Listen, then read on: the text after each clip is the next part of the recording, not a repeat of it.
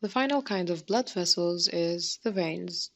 And the veins are the blood vessels that carry blood back towards the heart. So arteries take blood away from the heart, capillaries are where we have exchange surfaces, and then veins will bring blood back to the heart. Most of them carry deoxygenated blood. What is the one kind of vein that carries oxygenated blood?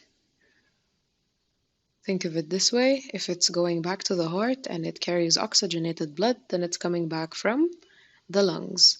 This is the pulmonary vein. It carries oxygen-rich blood from the lungs back to the heart so that the heart can pump it into the aorta to circulate it around the body.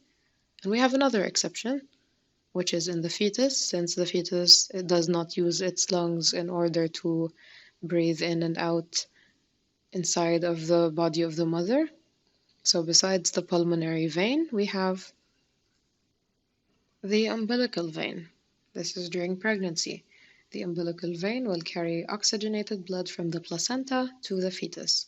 All other kinds of veins are going to carry deoxygenated blood, so blood that is poor in oxygen, because these are going to be coming back from the body cells to the heart. So these will have given all of their oxygen to the body cells, and they are poor in oxygen now. So we don't go directly from arteries to capillaries to veins. We have arteries thinning down into arterioles and then thinning even more into capillaries, and then capillaries will become venules, which are thin kinds of veins, and then we have the venules becoming full-on veins. The venules will lead from the capillary, and then they will merge into larger and larger vessels to become the veins, and then they will lead back to the heart. So we have a gradual change in diameter as we move from arteries to arterioles to capillaries to venules to veins. So this is what a vein looks like if we cut it and look at it on the inside. The veins are going to have to all merge together, and the veins that actually link all of the veins to the heart, so the veins that actually take the blood to the heart, are two. The vena cava, the inferior one, and the superior one. So all of the veins have to merge to become either the inferior vena cava, which is the one that carries blood from the lower parts of the body, so parts that are lower than the heart, like the legs, the stomach, and all of that.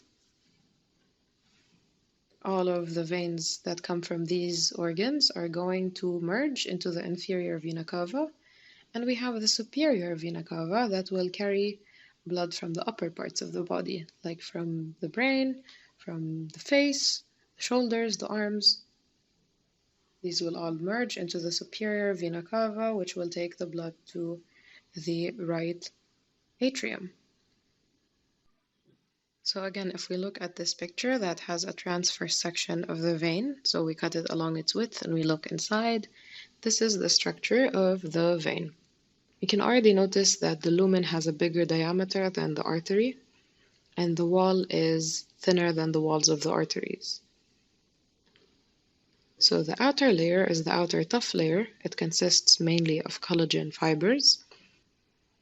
And then we have a relatively thin layer of smooth muscle with a few elastic fibers.